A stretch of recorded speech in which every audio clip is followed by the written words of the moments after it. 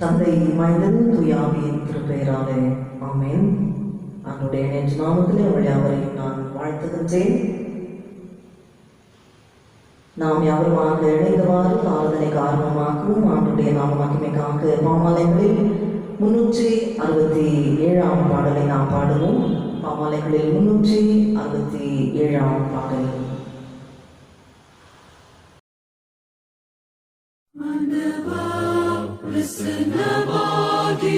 ஜீவனோதி உயிர்ப்பேயோம் ஆசைகாட்டும் காசமீது ஆசீர்வாதமுற்றிடும்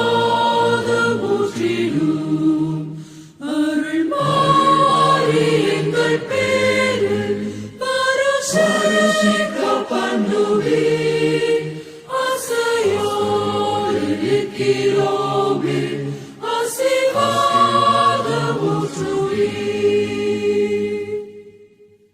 தேவரின் பாதத்தாண்டை பாவலோடு கூடினோம் உந்தன் திவ்ய அபிஷேகம் நம்பினாடி அடினோம் அருள் மாறி எங்கள் பேரில் பரிசுத்த பண்ணுவே ஆசையோடு நிற்கிறோமே ஆசீர்வாதமுற்றுவே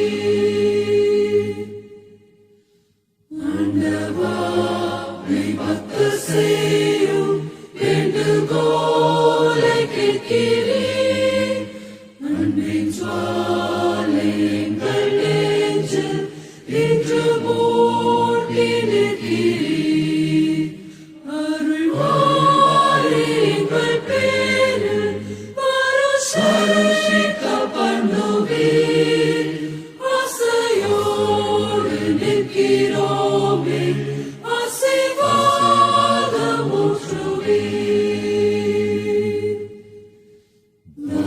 தேடும் அபிஷேகம் இயேசுவே கடாட்சியோம் பெந்தெகோஸ்தின் திவ்ய ஈவை தந்து ஆசீர்வதியும் அருள் மாறி எங்கள் பேரில் பரிசுத்த பண்ணுவே ஆசையோடு நிற்கிறோமே ஆசீர்வாதமுற்றுவே.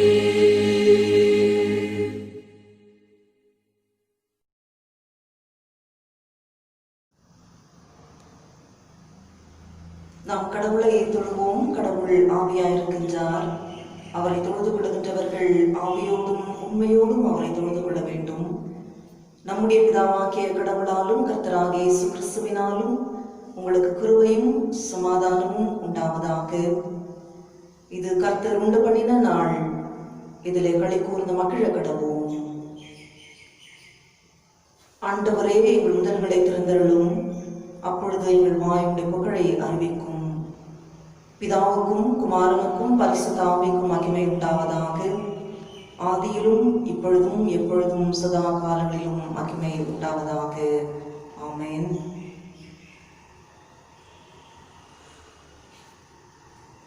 பாவ அறிக்கை. நமக்கு பாவம் இல்லை என்போமானால் நம்மை நாமே வஞ்சிக்கிறவர்களாகவும் நமக்குள் உண்மை இல்லை. நமது பாவங்களை அறிக்கையிட்டால் பாவங்களை நமக்கு மன்னித்து எவ்வித அநீதமும் நீங்க நம்மை சுத்திகரிப்பதற்கு அவர் நம்பத்தக்கவரும் நீதியும் உள்ளவர். நான் எழுந்து என் தகப்பனிடத்திற்கு போய், தகப்பனை பரத்து விரோதமாகவும் உமது பார்வையிலும் பாவம் செய்தேன். இனி உம்முடைய மகன் என்று சொல்லப்படுவதற்கு நான் பாத்திரன் அல்ல. உம்முடைய கூலிக்காரர்கள் ஒருவராக என்னை வைத்துக் கொள்ளும் என்பேன். கடவுள் ராஜ்யம் சமீபத்திருக்கிறது. மனம் திரும்பி நற்செய்தியில் நம்பிக்கை வையுங்கள். நாம் யாவருமாக அமைதியாக இருந்து நம்மை நாமே சோதித்து அறிவோமாக. சர்வ வல்லமுள்ள கடவுளிடத்தில் நாம் நம்முடைய பாவங்களை மனத்தாழ்மையோடு அறிக்கை செய்வோம். சர்வ வல்லமையும் மிகுந்த இரக்கமுள்ள பிதாவே, தப்பிப்போன ஆடுகளைப் போல நாங்கள் உடைய வழிகளை விட்டு வழுவி அலைந்து போனோம். எங்கள் இருதயத்தின் யோசனைகளுக்கும் விருப்பங்களுக்கும் உண்மைக்கும் இணங்கி நடந்தோம். உமது பரிசுத்த கற்பனைகள் விரோதமாய் குற்றம் செய்தோம். செய்யத்தக்கவைகளை செய்யாமலும் செய்யத்தகாதவைகளை செய்து வந்தோம். எங்களுக்கு சுகமே இல்லை. ஆனாலும் ஆண்டவரே, தேவரீர் எங்கள் ஆண்டவராகிய இயேசு கிறிஸ்துவின் மூலமாய் மனிதருக்கு அருளை செய்த வாக்கு தத்தங்களின்படியே நிர்பாகியமுள்ள குற்றவாளிகளாகி எங்களுக்கு இருந்தும் தப்பிதங்களை அறிவிடுகிற எங்கள் மேல் பொறுமையாயிரும்.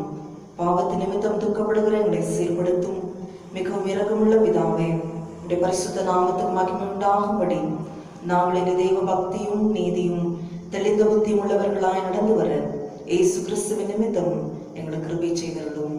ஆமென். சர்வ வல்லமை மிகுந்த இரக்கமுள்ள ஆண்டவர் மன்னிப்பையும் பாவ நிவர்த்தியும் நமக்கு கட்டளையிட்டருளி வாழ்க்கையை சீர்படுத்துவதற்கான காலத்தையும் தமது பரிசுத்த ஆவியின் கிருபையையும் தேற்றுதலையும் தந்தருள்வாராக. ஆமென். ஆண்டவரை துதியுங்கள். ஆண்டவர் நாமம் துதிக்கப்படுவதாக.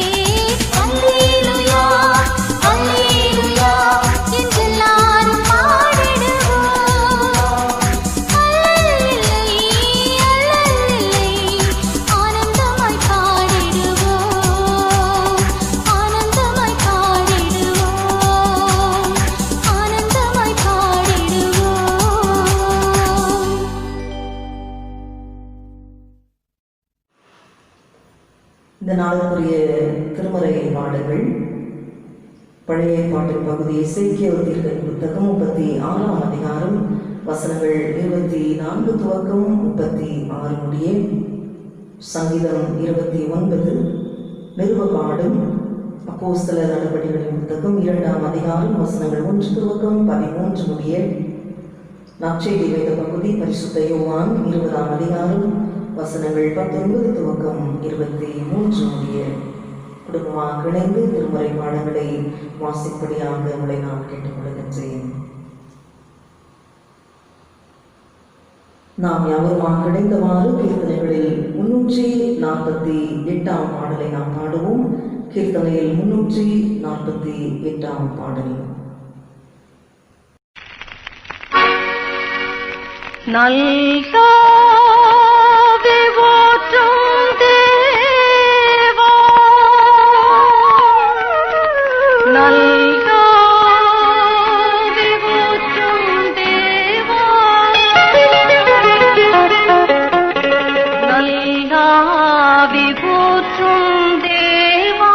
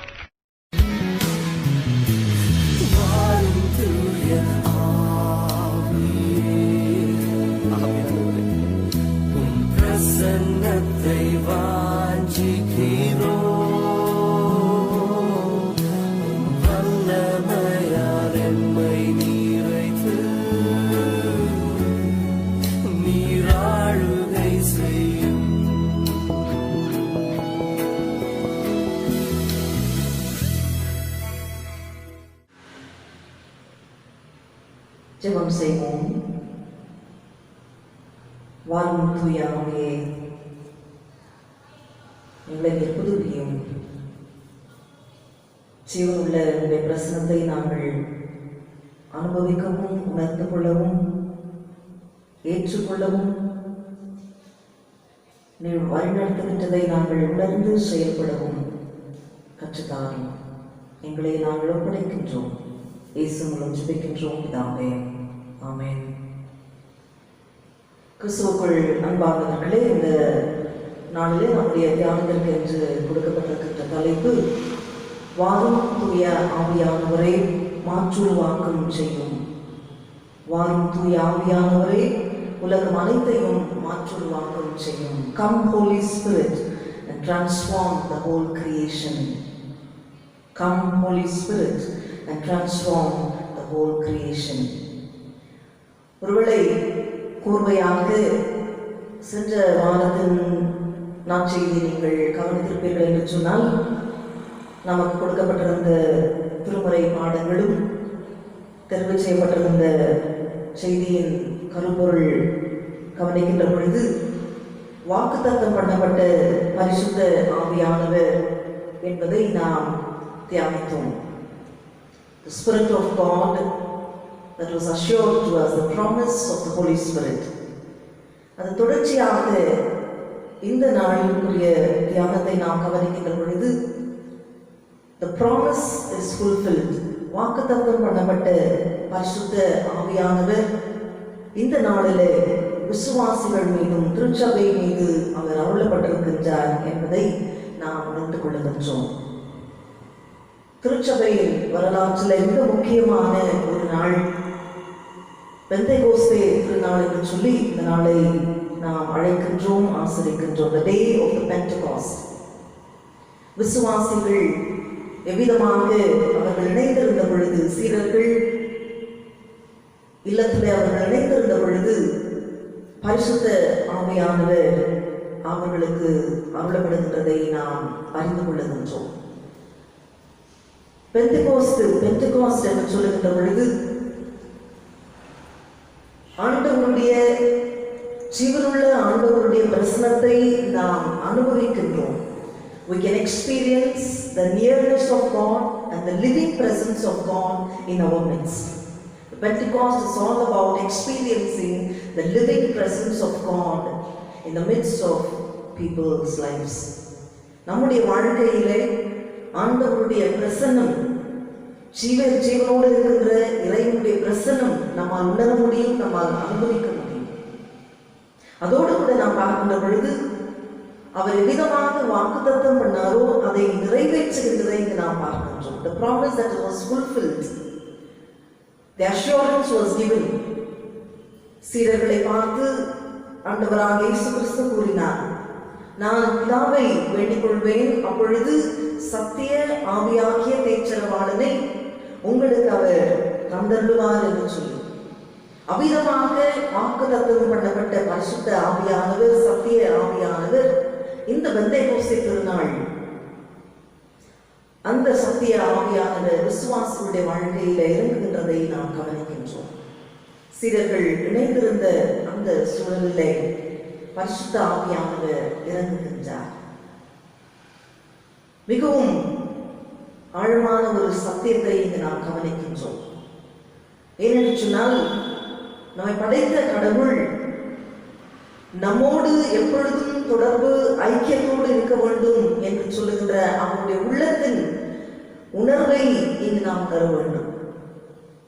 The God who created us, we see the longing of his heart to be connected with the people whom he has created, the creation itself. அதோடு மாத்திரமல்ல, இதை நாம் உன்னிப்பாக கவனிக்கின்ற பொழுது ஒரு உடன்படிக்கையின் உறவை இங்கு நாம் கவனிக்கின்றோம். It's a kind of covenantal relationship. God once again takes initiative to be found in the midst of his people. I will be with you. உங்களை நான் திக்கற்றவர்களாக விடேன் என்று சொன்ன ஆண்டவர் இப்பொழுது மீண்டுமாக மக்களோடு இணைகின்றதை நாம் கவனிக்கின்றோம். அற்புதமான, மிகவும் அருமையான ஒரு சத்தியம் பிரியமானவர்களே. What gives us strength to move on in our life in a world where there are challenging circumstances? நம்மை சுற்றிலும் இருக்கின்ற சவால்களை எதிர்த்து, சோதனைகளை மேற்கொண்டு நம்மால் நம்பிக்கையோடு நம்முடைய வாழ்க்கையை நாம் இயங்கி வருகிறோம் என்று சொன்னால் அதற்கு நமக்கு உறுதுணையாக இருப்பது இறை பிரசன்னம். இறைவன் நம்மோடு எப்பொழுது இருக்கின்றார். விசுவாசிகளுடைய வாழ்க்கையிலே சத்திய ஆவியானவர் பேச்சரவாளனாக, பரிசுத்த ஆவியானவர் நம்மை நடத்துகின்றவராக, உடன்படிக்கை இறைவன் நம்மோ உடன் வருகின்றவராக அவர் இருக்கின்றார். யோவேல் 2ஆம் அதிகாரத்தில் நாம் சென்ற வாரம் வாசிப்போம். மாம்சமான யாவர் மேலும் என்னுடைய ஆவியை ஊற்றுவேன், மனம் திரும்புகின்ற யாவரும் ரட்சிக்கப்படுவார்கள் என்பதாக எவ்விதமாக இறைவன் பாரபட்சம் இல்லாமல், an impartial God is an inclusive God. மாம்சமான யாவர் மேலும் என்னுடைய ஆவியை ஊற்றுவேன் என்று சொல்லி இறைவன் உரைத்த அந்த வாக்குத்தத்தம், the assurance that my spirit will be poured out upon all the people, irrespective, an impartial God, an inclusive God, எல்லோரையும் அரவணைக்கின்ற ஆண்டவருடைய பிரசன்னம். இறைவனுடைய சத்திய ஆவி எல்லோரையும் அரவணைக்கின்றதாக இருக்கின்றது. அவரிடத்தில் நாம் கவனிக்கின்ற பொழுது இந்த இறைவனுடைய சத்திய ஆவியானவர் மக்களுடைய வாழ்க்கையிலே அவர் செயல்படுகின்றவராக இருக்கின்றார், கிரியை செய்கின்றவராக இருக்கின்றார், உடன் வருகின்றவராக இருக்கின்றார், வழிநடத்துகின்றவராக இருக்கின்றார். அவ்விதமாக வழிநடத்தப்படுகின்ற பொழுது மக்களுடைய வாழ்க்கையிலே மாற்றுருவாக்குகளை நாம் கவனிக்கின்றோம். A God who is present is a God who is inclusive, a God who is active, and God whose spirit is willing to transform the lives of people, transform the entire creation. உலகம் அத்தனையும் மாற்றுருவாக்கம் செய்கின்ற நிலையிலே அவர் செயல்படுகின்றவராக இருக்கின்றார். தனிப்பட்ட நபருடைய வாழ்க்கையிலே மாற்றங்களை கொண்டு வருகின்ற சத்திய ஆவியானவர். உதாரணமாக சொல்ல வேண்டும் என்று சொன்னால் பேதுருடைய வாழ்க்கையில நாம் கவனித்திருக்கின்றோம். இயேசுவானவரை சிலுவையிலே அறையும்படியாக அவர்கள் கொண்டு செல்கின்ற பொழுது அந்த ராத்திரியிலே சிறுமி பொருள் வந்து பேதுருவை பார்த்து இயேசுவானவரோடு இருந்தவர் அல்லவா என்று சொல்லி கேட்ட பொழுது மறுதளிக்கின்றார். பயத்தினால் அவன் மறுதளிக்கின்றதை நாம் கவனிக்கின்றோம்.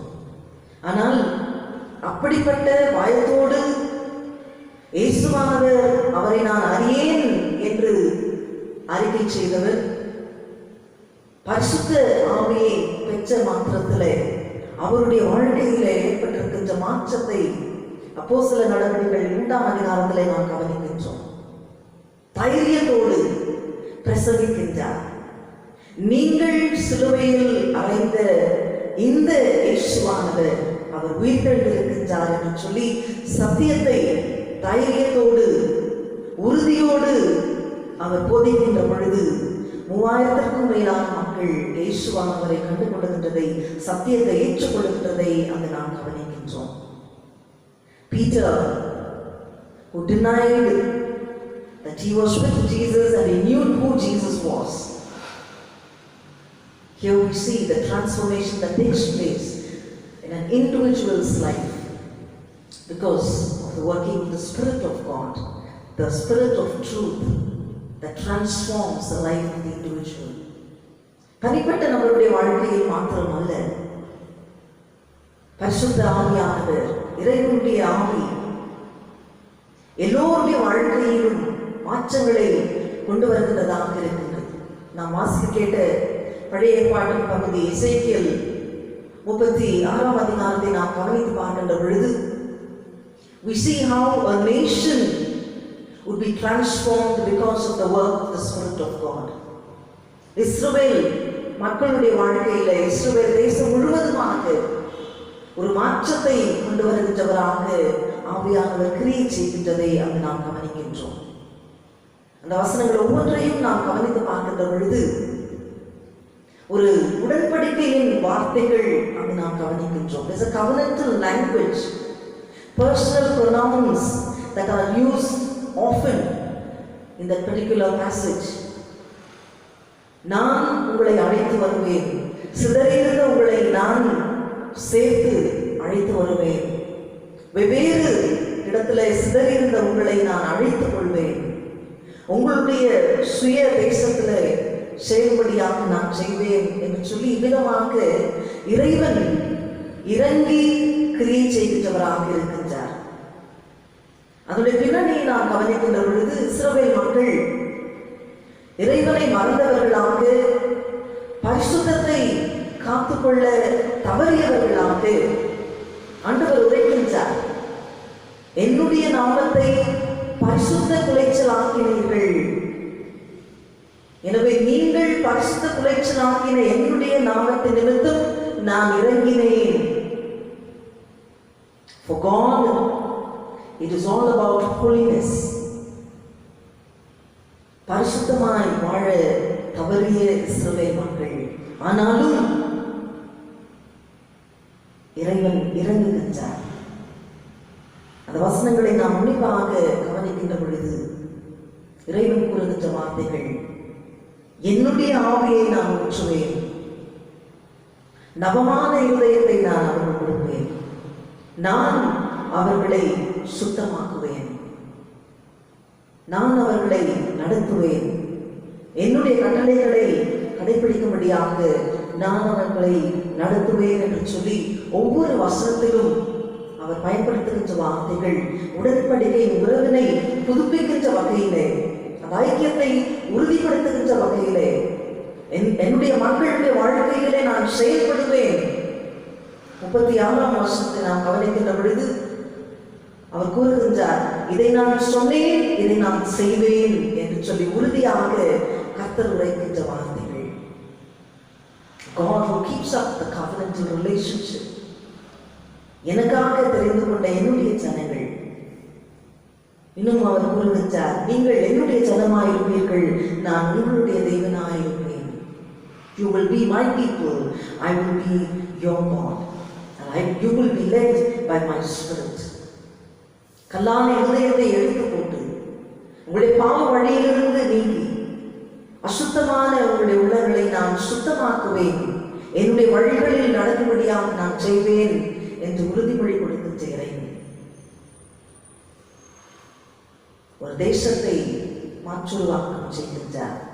அதோடு மாத்திரமல்ல, அவர் கூறுகின்ற வார்த்தைகளை தொடர்ந்து நாம் கவனிக்கின்ற பொழுது, இனி நீங்கள் நிந்தையாயிராமல் உங்களுடைய கோதுமைகளை நான் மிகுதியாக்குவேன், உங்களுடைய பயிர் தானியங்களை நான் மிகுதியாக்குவேன், பாழாய் கிடந்த தேசம் ஏதேன் தோட்டத்தை போல் மாறும் என்று சொல்லி அவனுடைய வாக்குத்தத்தம். அவாந்திர வெளியிலே பயிர் இல்லாத பாழாய் கிடந்த ஸ்தலங்களெல்லாம் இப்பொழுது அருமையாக மிகுதியான பலனை கொடுக்கின்ற நிலையிலே நான் மாற்றுவேன். எப்பொழுது என்னுடைய ஆவியை நான் ஊற்றுகின்ற பொழுது இப்படிப்பட்ட மாற்றங்கள் உங்களுடைய வாழ்க்கையிலே. ஆனால் நீங்கள் செய்ய வேண்டிய காரியம், மக்கள் என்னை நோக்கி விண்ணப்பம் செய்கின்ற பொழுது இவள் எல்லாவற்றையும் அவர்களுக்காக நான் செய்வேன் என்று வாக்குத்தத்தம் செய்கின்ற இறைவன் அவர் கிரியை செய்கின்றார், செயல்படுகின்றார், உடன்படிக்கை உறவினை காத்துக் கொள்ளுகின்றார். நம்முடைய நிருப பாடத்தை நாம் பார்க்கின்ற பொழுது எவ்விதமாக பரிசுத்த ஆவியானவர் அவரால் வழிநடத்தப்படுகின்ற ஒரு திருச்சபை எவ்விதமாக ஒரு சாட்சியான நிலையிலே இருக்கின்றது என்பதை ஆதி திருச்சபை மக்களுடைய வாழ்க்கையிலிருந்து நாம் இங்கு கவனிக்கின்றோம். A beautiful example of a church that was led by the Spirit of God. அநேகர் அப்போஸ்தலர் 2ஆம் அதிகாரத்தை வாசிக்கின்ற பொழுது முதல் வருகின்ற வசனங்களுக்கு மாத்திரமே முக்கியத்துவம் கொடுப்பதுண்டு. அவ்விதமாக முதல் வருகின்ற வசனங்களை வெவ்வேறு நிலையிலே அவர்கள் விளக்கம் கொடுப்பதுண்டு. பலமுறை தவறான விளக்கங்கள். ஆனால் சத்தியத்தை சரியாக நாம் புரிந்து கொள்கின்ற பொழுது எவ்விதமாக பரிசுத்த ஆவியானவர் விசுவாசிகள் மீது இறங்குகின்ற பொழுது அவர்கள் சத்தியத்திலே நடத்தப்படுகின்றார்கள், சத்தியம் தெளிவாக்கப்படுகின்றது. அதைதான் அங்கு நாம் கவனிக்கின்றோம். அநேக வேளைகளிலே ஸ்பீக்கிங் இன் டங்ஸ் என்று சொல்லி வெவ்வேறு விதமான விளக்கங்கள் அங்கு கொடுக்கப்படுகின்றது. தவறான விளக்கங்களுக்கு நம்மை காத்துக்கொள்ள வேண்டும். சத்திய ஆவியானவர் ஊற்றப்படுகின்ற பொழுது சாட்சியாக நம்முடைய வாழ்க்கை இருக்கின்றது என்பதற்கு ஆதி திருச்சபை மக்களுடைய வாழ்க்கை நமக்கு உதாரணமாக இருக்கின்றது. 2ஆம் அதிகாரத்தில் நாம் பார்க்கின்ற பொழுது ஆதி திருச்சபை, ஆதி விசுவாசிகள், it was a worshiping community. அவர்கள் உண்மையாக மெய்யான நிலையிலே இறைவனை வழிபடுகின்றவர்களாக அவர்கள் காணப்பட்டார்கள். 42-3 வசனங்கள் துவக்கம் நாம் வாசித்து பார்ப்போம் என்று சொன்னால், the effect of receiving and led by the Spirit of God is the life of witness to the community. அதுதான் இங்கு நாம் கவனிக்கின்றோம். It was a worshiping community. அவருடைய focus எல்லாம் இறைவன் மீது மட்டுமே இருந்தது. They were totally focusing their attention on God. கடவுளை துதித்து போற்றி பாடினார்கள். மெய்யான ஒரு தொழுகை, கடவுளுக்கு மையமான ஒரு இடத்தை கொடுத்து கடவுளை தொழுகை செய்து வந்தார்கள். It was a worshiping community. அங்கு பயம் இருந்தது, பக்தி இருந்தது, மகிழ்ச்சியும் இருந்தது. There was awe, reverence and joy. வசனங்கள் 43-46 வசனங்களை கவனிக்கின்ற பொழுது பக்தியோடு பயத்தோடு எல்லோருக்கும் பயம் உண்டாயிற்று. பயம் என்று சொல்லுகின்ற பொழுது பரிசுத்த இறைவனுக்கு முன்பாக பக்தியோடு நம்மை தாழ்த்துகின்ற ஒரு நிலை. Humbling ourselves in the presence of the Holy One, and that is reverence. அதுதான் ஆதி திருச்சபை விசுவாசிகளுடைய வாழ்க்கையிலே நாம் கவனிக்கின்றோம். There was awe and reverence and joy. Unaffected joy என்று ஆங்கிலத்திலே நாம் பார்க்கின்றோம். மகிழ்ச்சியோடு அவர்கள் இறைவனை ஆராதித்து வந்தார்கள். இரண்டாவதாக நாம் பார்க்கின்ற பொழுது the fellowship, ஐக்கியம், அந்யோன்யத்திலே அவர்கள் தரித்திருந்தார்கள், ஒருமனப்பட்டவர்களாய் இருந்தார்கள். ஒவ்வொருடைய தேவைகளுக்கு தக்கதாக பகிர்ந்து கொடுத்து வந்தார்கள். It was a fellowship where there was genuine sharing, genuine caring for one another, a fellowship that focused totally on divine love, a divine caring and sharing. மிக அருமையான ஒரு சாட்சி ஆதி திருச்சபை வாழ்க்கை. ஒவ்வொருடைய தேவைக்கேற்ப அவர்கள் பகிர்ந்து கொடுத்து வந்தார்கள். caring and sharing. மூன்றாவதாக நாம் கவனிக்கின்ற பொழுது அப்போஸ்தலருடைய உபதேசங்களிலே அவர்கள் உறுதியாய் தரித்திருந்தார்கள். They were willing and open to receive the teachings from the apostles. அப்போஸ்தலருடைய உபதேசங்களை ஏற்றுக்கொள்வதில் அவர்கள் உறுதியாய் தரித்திருந்தார்கள். நான்காவதாக நாம் கவனிக்கின்ற பொழுது it was a witnessing community. கர்த்தரை அவர்கள் உண்மையோடு ஆராதித்து வந்தது நிமித்தமாக, அவருடைய சாட்சியான ஒரு வாழ்க்கை நிமித்தமாக ஜனங்கள் மத்தியிலே அவர்கள் கனம் பெற்றவர்களாக இருந்தார்கள்.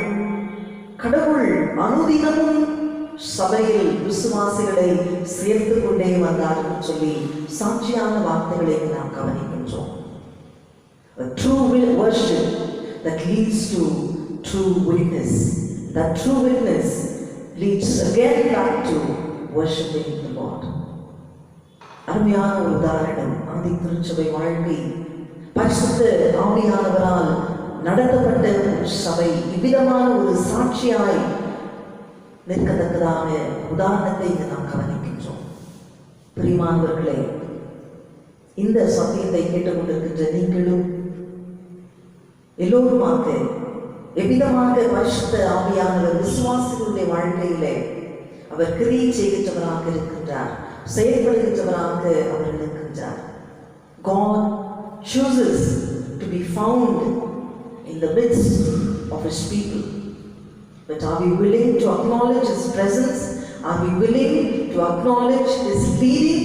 Are we willing to acknowledge His guidance in our life? மிக முக்கியமான கேள்வி பிரியமானவர்களே, பரிசுத்த ஆவியானவர் நம்மை நடத்துகின்றார் என்பதை நாம் ஏற்றுக்கொள்ள மனதுடையவர்களாக இருக்கின்றோமா?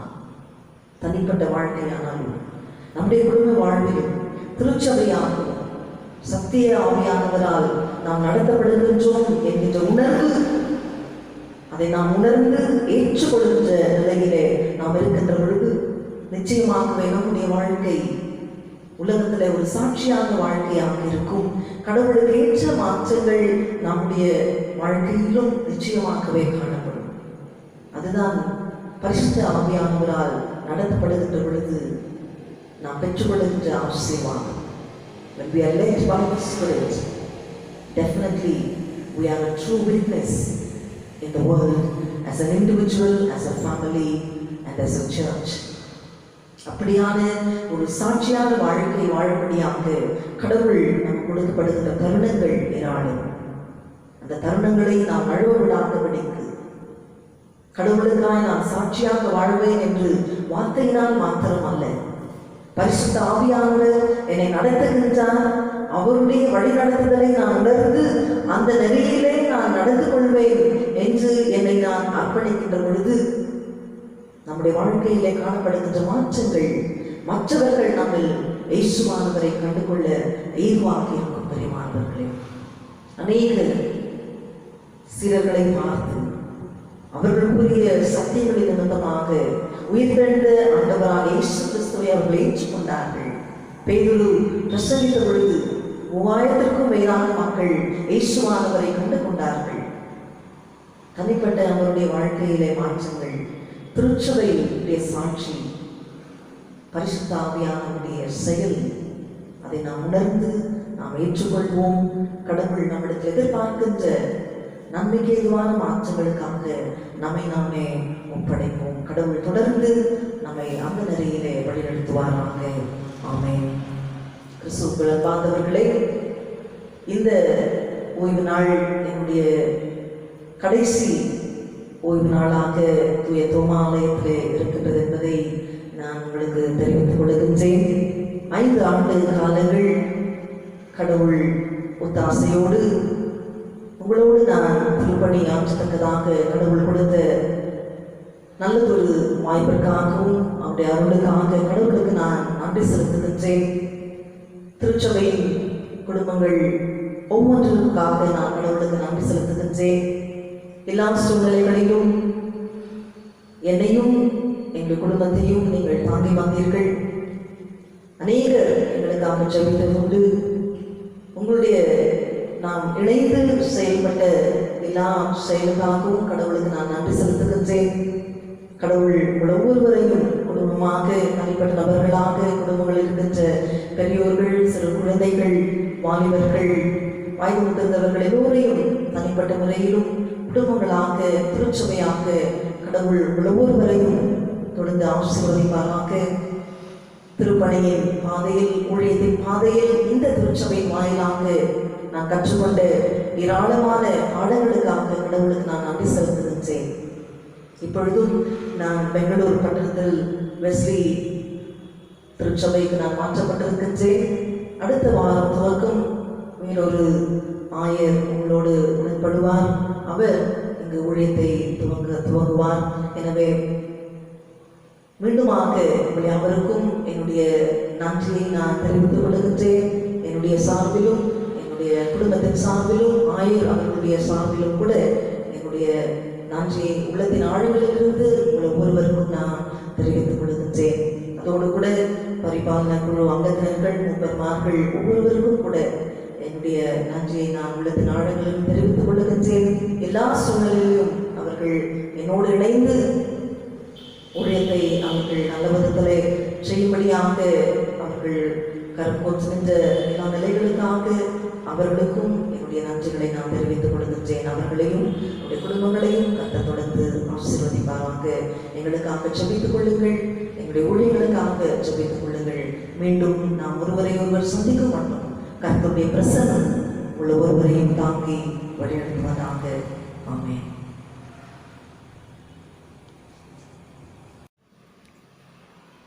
கேட்ட சத்தியத்தை மனதில் கொண்டவர்களாக நாம் யாவருமாக இணைந்தவாறு அப்போஸ்தல விசுவாச பிரமாணத்தின் வழியாக நம்முடைய விசுவாசத்தை நாம் உறுதிப்படுத்துவோம். வானத்தையும் பூமியையும் படைத்த சர்வ வல்லமையுள்ள பிதாவாகிய தேவனை விசுவாசிக்கிறேன். அவருடைய ஒரே குமாரனாகிய நம்முடைய நாதர் இயேசு கிறிஸ்துவை விசுவாசிக்கிறேன். அவர் பரிசுத்த ஆவியினாலே கன்னிமரியாளிடத்தில் ஒப்புத்து பிறந்தார். பொந்தி பிலாத்துவின் காலத்தில் பாடுபட்டு சிலுவையில் அறையுண்டு மரித்து அடக்கப்படப்பட்டு பாதாளத்தில் இறங்கினார். 3ஆம் நாள் மரித்தோர்ந்து எழுந்தருளினார். பரமண்டத்துக்கு ஏறி சர்வ வல்லமுள்ள பிதாவாகிய தேவனுடைய வலது பாசம் வீற்றிருக்கின்றார். அவ்விடத்திலிருந்து உயிருள்ளோரையும் மரித்தோரையும் நியாயத்திற்கு வருவார். பரிசுத்த ஆவியை விசுவாசிக்கின்றேன். பொதுவாயிருக்கின்ற பரிசுத்த சபையும் பரிசுத்தவானுடைய ஐக்கியமும் பாவ மன்னிப்பும் சரீர உயிர்த்தெழுதலும் நித்திய ஜீவனும் உண்டென்று விசுவாசிக்கின்றேன். ஆமென்.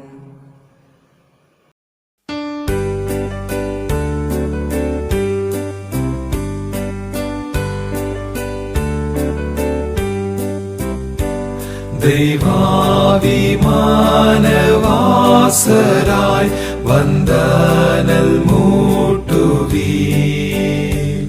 உம்மாடியாரின் உள்ளத்தில் மாக்ரியை செய்குவீர். மாக்ரியை செய்குவீர். நீர் சோதி போல் பிரகாசித்து நிர்பந்தஸ்தீதியும் என் கேடும் காட்டி ஜீவனும் மெய்ப்பாதை காண்பியும். மெய்ப்பாதை காண்பியும்.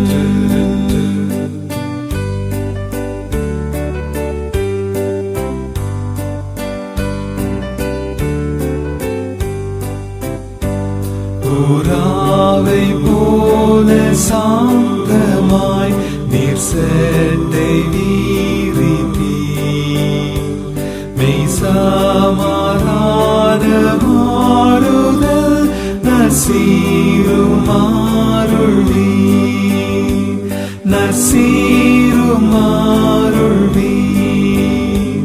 நீர் பெரும் காற்றை போலவும் வந்த செய்தாருளும்.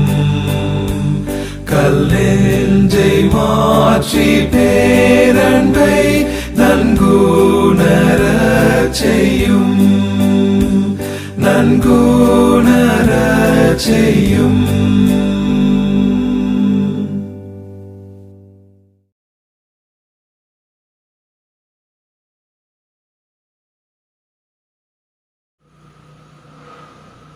ஜெபம் செய்வோம். மகா இரக்கமும் கிருபையும் அன்பும் தயவும் நிறைந்த பரிசுத்தம் நல்ல ஆண்டவரே, பரிசுத்த ஆவியாகிய நீர் திருச்சபையில் இறங்கி வந்த இந்த திருநாளுக்காக உமக்கு நன்றிகளை நாங்கள் ஏறெடுக்கின்றோம்.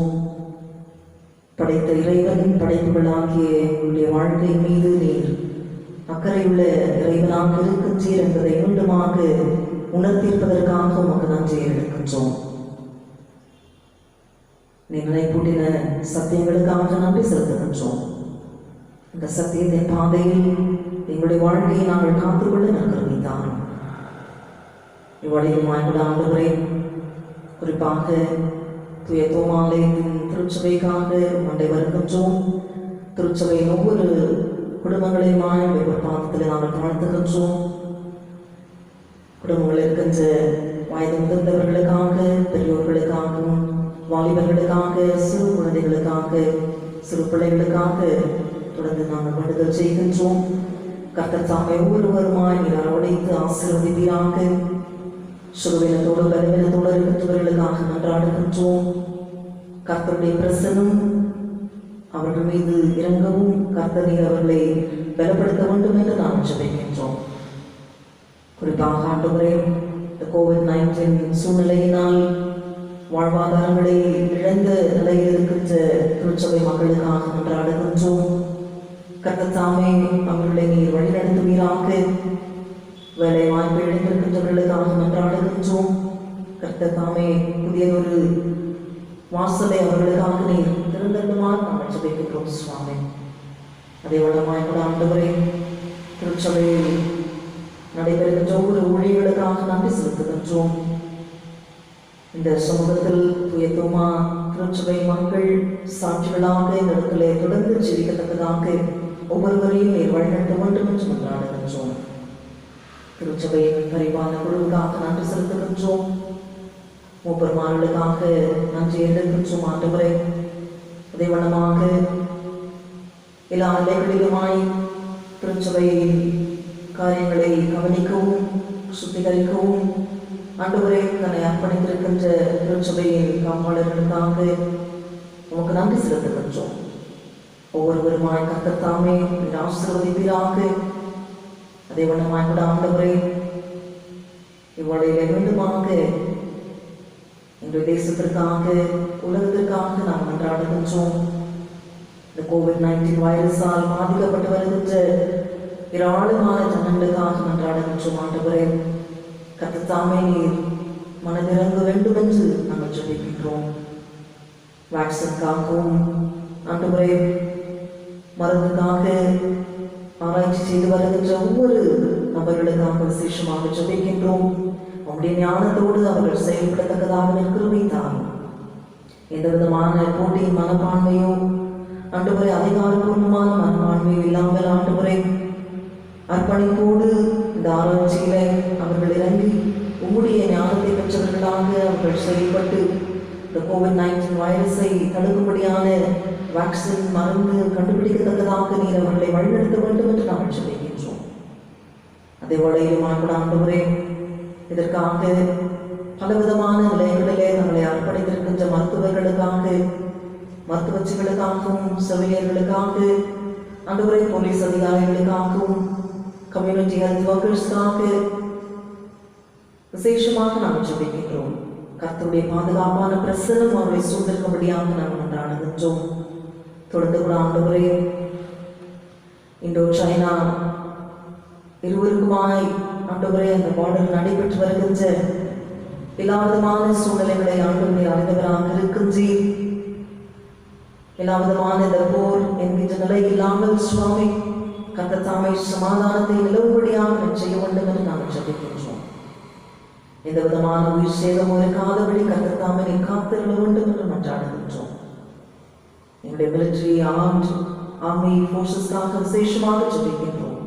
கர்த்தர் தாமே அவர்களை நீர் பாதுகாப்போடு வழிநடத்த வேண்டும் என்று நான் கொண்டாடுகின்றோம். சுவாமி, மீண்டும் கூட ஆண்டவரே, தூய தோமா ஆலயத்தோடு இணைந்து 5 ஆண்டு காலங்கள் உடைய ஊழியத்தை நடத்தும்படியாக கர்த்தர் செய்த சகாயத்திற்காக, உடைய வழிநடத்துதலுக்காக குடும்பமாக உமக்கு நன்றிகளை நாங்கள் ஏறெடுக்கின்றோம். தொடர்ந்து கூட சுவாமி அர்ப்பணிப்போடு எங்கு சென்றாலும் உடைய ஊழியத்தை கடைபிடிக்கத்தக்கதாக எங்களையுமாய் நீ நடத்த வேண்டும் என்று சொல்லிக்கின்றோம். நீர் கொடுத்த எல்லா ஆசீர்வாத நன்மையான ஈவுகளுக்காக, எல்லா விதமான அனுபவங்களுக்காக உமக்கு நன்றிகளை ஏறெடுக்கின்றோம். தொடர்ந்து நீர் வழிநடத்த வேண்டும் என்றும் நல்ல மேய்ப்பராகிய நீர் எங்களை நடத்தும்படியாக உடைய கரங்களிலே தாழ்த்துகின்றோம். மீண்டுமாக தூய தோமா திருச்சபை குடும்பங்களை உடைய கரங்களில் ஒப்படைக்கின்றோம். கர்த்தர் தாமே தொடர்ந்து மென்மேலும் இவர்களை ஆசீர்வதித்து உடைய சாட்சிகளாக நிறுத்தி நீர் வழிநடத்த வேண்டும் என்றும் மைந்தன் இயேசு வழியாக விண்ணப்பிக்கின்றோம். தந்தையே, ஆமென். என் ஆத்துமாவே கர்த்தரை ஸ்தோத்திரி, என் முழு உள்ளமையுடைய பரிசுத்த நாமத்தை ஸ்தோத்திரி. என் ஆத்துமாவே கர்த்தரை ஸ்தோத்திரி, அவர் செய்த சகல உபகாரங்களையும் மறவாதே. ஆமென். கர்த்தர்களை ஆசீர்வதித்தவர்களை காக்க கடவர். கர்த்தர் தன்னுடைய திருமுகத்தை உங்களை பிரகாசிக்க பண்ணி உங்கள் கிருபையாயிருக்க கடவர். கர்த்தர் தன்னுடைய முகத்தை உங்களை பிரசன்னமாக்கி இப்பொழுதும் எப்பொழுதும் உங்களுக்கு சமாதானம் கட்டளையிட கடவர்.